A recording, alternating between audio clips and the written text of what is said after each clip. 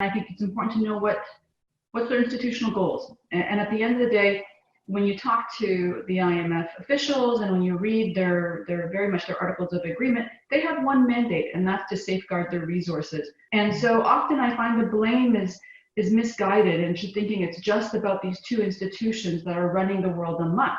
The responsibility belongs on governments to take care of their people and to come up with policy proposals that actually serve the interests of the people. You know, if we're using the analogy that has been proposed of arsonist or firefighter, which is a really great kind of provocative question, I would say that many of these economies are tinderboxes.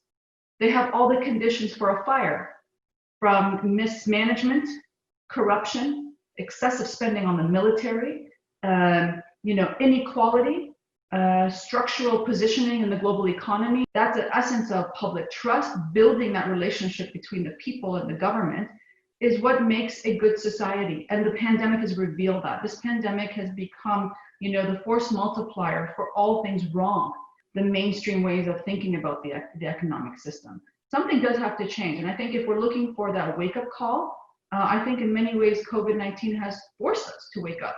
I would slightly differ with Basma on some of the details here. I think the IFIs are partly to blame, not fully, not even to a large extent. I think they are partly to blame, not only because of their ideological predilection since the mid-80s toward growth is what matters, private initiative is what matters, markets is what will do it for you, governments are bad. But they have gone beyond that. The problem is that they never go beyond the discussion of the level of the reduction. They do not discuss the priorities and who is going to be impacted by the cuts. Is it going to be cuts in public investment? Is it going to be in social expenditure on health and education? Is it going to be on subsidy of certain kinds that benefit certain people? They never bother about the distribution. They only worry about the level of the budget deficit. And that is just a plain big mistake. It really is one thing that calls for fixing. The example from the World Bank is that for the past few decades, they have been telling us consistently that our region, the MENA region, is a moderate inequality region. What are they relying on? They are relying on household surveys. They are calculating Gini coefficients. The trouble is that household surveys, first of all, they don't include the rich guys. Second, they are based mostly on expenditure, not on income. Thirdly, they say nothing about wealth.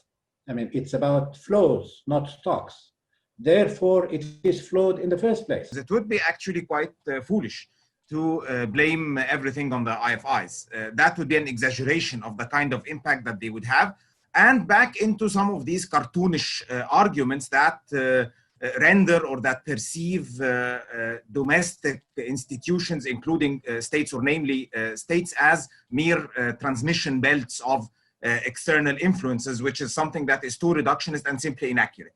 However, I'm afraid a bit that we might be, doing the other thing, which is exaggerating the autonomy and capacity that many of the states that have been clients to the IFIs are enjoying. I think that we might be downplaying the role too much and exaggerating the kind of autonomy or capacity that many of these states that have been rather dependent on the credit, either directly that is offered by these countries or indirectly. The whole idea of getting what they keep talking about, shahada, to the extent that some people think that actually the IMF issues a written certificate to government so that they can go to capital markets and raise debt. So I may agree that it's too much to say that the IFIs have been the problem, but they have definitely not been the solution. So we ended up eventually importing much of what resulted in the Washington Consensus in Latin America,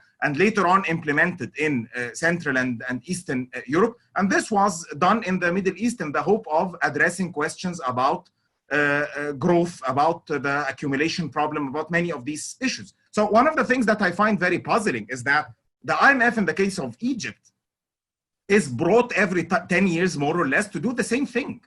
And this might be, it might indicate, of course, that there are structural problems that are never addressed. And I think that in at least in my chapter, but I think in other chapters by, like the ones that I got to read in the same volume, we tried to balance as much as possible the external and the domestic, and the idea that eventually, if somebody is to restructure the Egyptian economy, it won't be the World Bank or the IMF or the EU Commission. It's eventually going to be not just the state in a sociological vacuum, but rather a whole socio-political coalition that can address the institutional underpinnings of this recurrent crisis. That is usually a symptom. I think that there is this negative aspect where you have the countries that are least performing are the ones that usually end up losing much of their autonomy and become more and more dependent on accessing credit through the IFIs or from the IFIs directly.